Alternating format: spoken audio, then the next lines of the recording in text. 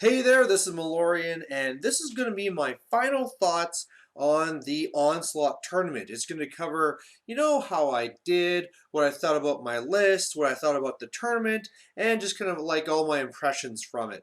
So, first of all, I went into this. This is a list that my 5-year-old daughter made, and I knew it wasn't very strong, but I really thought, okay, I'll probably win one game because I want to get a couple of massacre losses. You get a little bit easier games, and I can get one. But you know what? I really wanted to get two. At the end of the day, I got 2 wins, 2 losses. I couldn't be happier. I love that result. Got what I was aiming for, and that was just fantastic.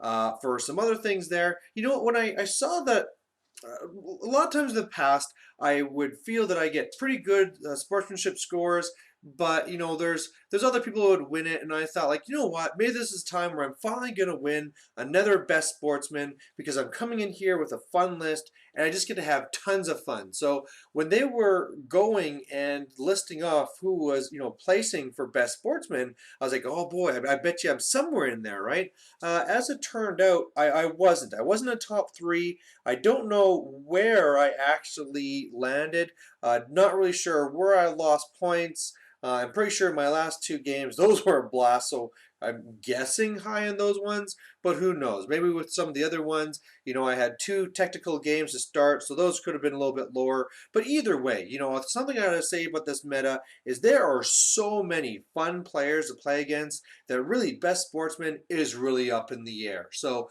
as much as I was really hoping that with this fun list and the fun games I had that I'd be up there, I really can't say anything negative because I would say there's going to be at least a dozen people that would be fully deserving of getting that award. So that's not that big of a deal. Otherwise, it's just one of the things where it was great to go out there. It's a tournament where I'm planning to have lots of fun, got to see lots of friends, and at the same time, I got to see the guys from Jada Gamercast. They were there. I got to see that Terry girl, and I got to do a little spot that she's going to put on her vlog there on Geek and Sundry. And I got to see both Dans from Codex Dan. They got to chat to both of them. I got to play against the one Dan. That was amazing. Something I was really looking forward to.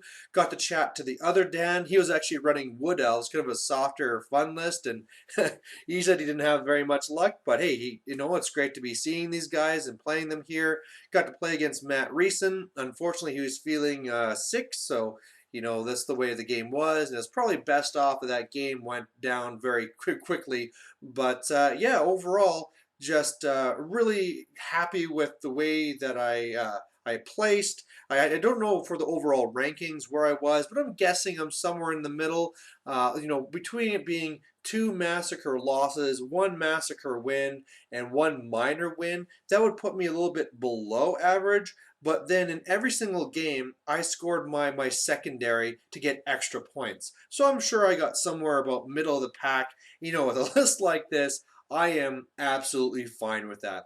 So now we're just going to run through the list and how I think it really did. First of all, Super Orc.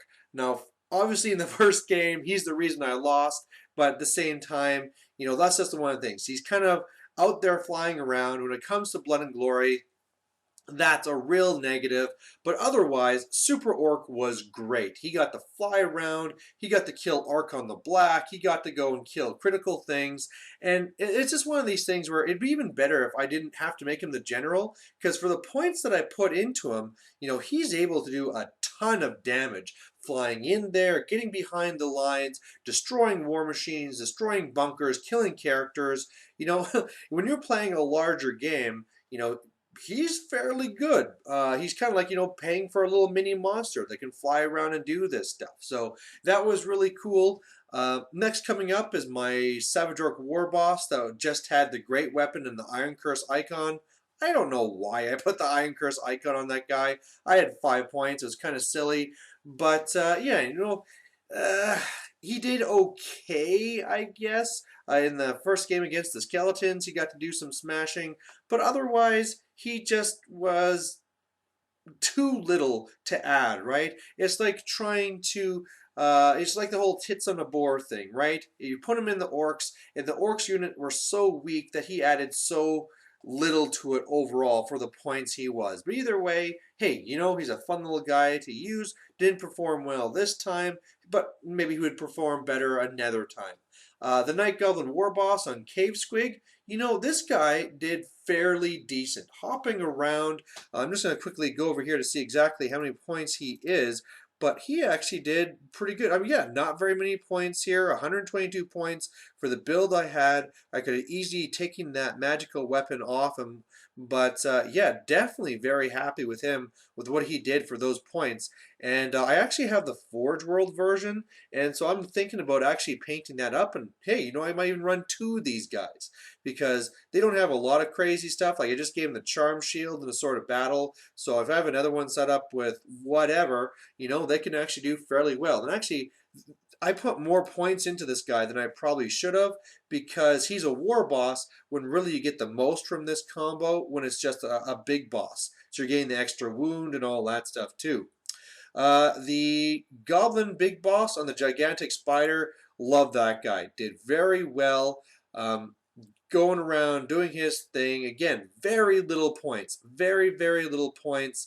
And then, we get the things too where people don't know what he is, what he can do. And he can be fast, destroying war machines. You're only paying a little bit more for him than you would some other fast cav. And yet, he has like the 2+ save and all these awesome things. So yeah, he turned out to be fairly well. The Orc Boss on Boar with Shield, yeah, he didn't really perform too well. He never seemed to have a very good spot. He was kind of more of a throwaway. But then again, the guy is only 73 points. So, I mean, what do you really expect from him, right? So, didn't really perform crazy in this list. But, he did his job. He sometimes was out there trying to redirect and stuff. Yeah, what are you going to ask? Otherwise, the Goblin Big Boss with the light armor and shield, it's 39 points. You can't really go wrong. And in fact, it's one of these things where I was looking at like, geez, why don't I take these little things more often? Like a Night Goblin Big Boss that has almost nothing, right? Completely, completely cheap and great for jumping onto manglers or redirecting and stuff like this. So might start looking into that more, just like I've been playing around with my big boss orcs with great weapons. Just these cheap little throwaway things that are safe inside the units. Now that you're seeing more shooting, better just to have them go up safe in the unit and then jump out. For the core, the archers, yeah, the archers, they're too small, but then again, they're hardly any points. 70 points for the plain ones, 99 for the 11 Savage. What are you going to expect, right? They're just little throwaway units. They got to fight off some dogs and stuff like that. Yeah, whatever. Spider Riders, they did their thing. They get a little bit better because they can go a little bit faster, so definitely happy with them.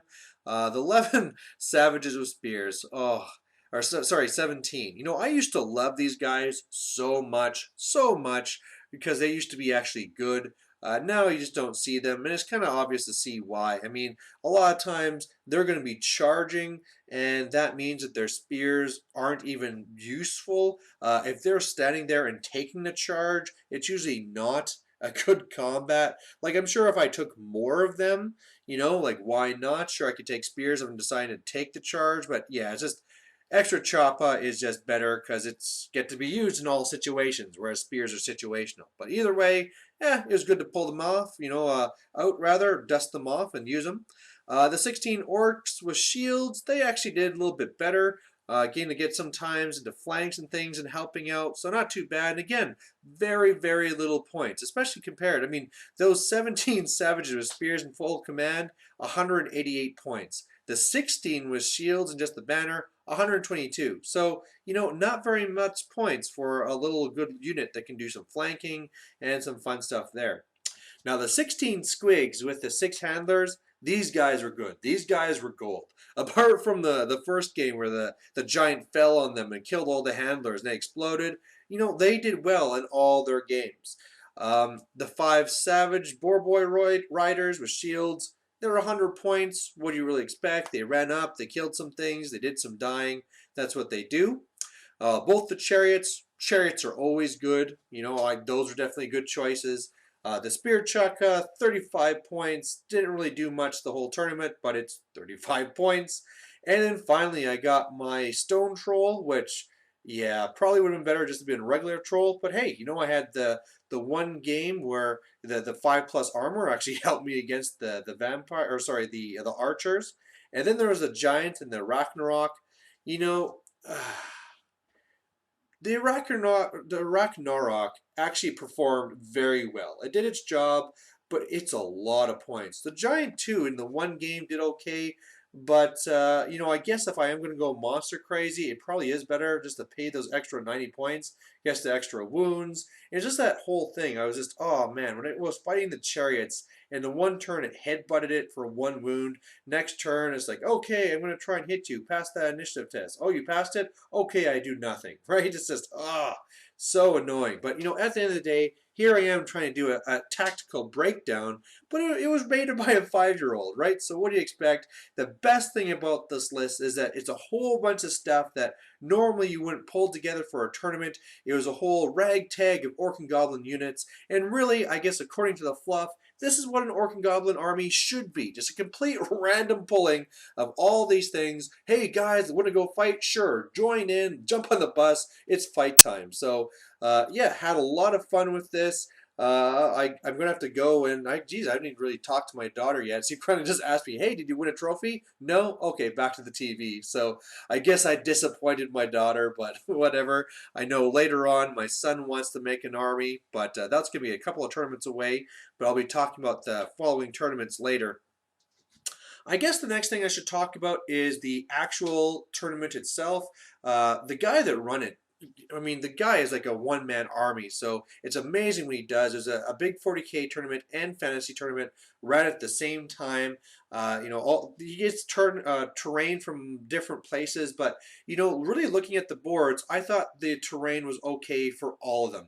I know there's some people that would rather see more terrain, but I really thought the terrain was all right looking at all the boards. I mean, it could have been more, but I know a lot of other tournaments can do less, right? So especially when he's running, all these, I think he has what, 80 people there with the two systems. Maybe it's 90, I'm not sure. When you're running that many tables and you're one guy, pulling in terrain from a couple of friends and stuff, that it was pretty good for all those things. As far as the actual setup of the way the tournament goes, I think there's no problem with the size of the tournament or anything like the 2250. Definitely looking at the way that he does comp, where there basically is no comp, and then you get minuses for things. There was a -1 if you ever took Forge World.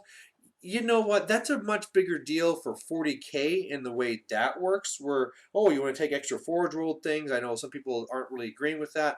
But really, for the fantasy side, it's really just Chaos Dwarves. That's what it comes down. It's not like he was allowing any Forge World monsters. So it really was just Forge World, Chaos Dwarves. And if you're going to allow them, why have a negative? So, I mean, as much as I am kind of against Chaos Dwarves and the whole idea of why they Forge World rather than a normal GW army. I think this is something where, if you're going to make the decision that they're allowed at the tournament, I wouldn't have that minus there. Another thing that there's a -4 that I think he should really reconsider is the whole idea where there's a -1 for taking special characters.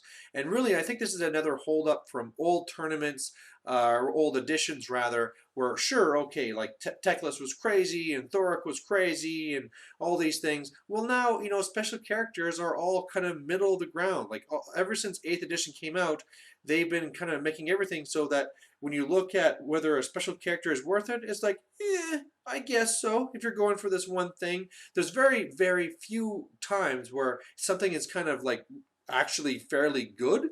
And even in those cases, you can normally reproduce it. So yeah, I think that's something he should kind of go back away from.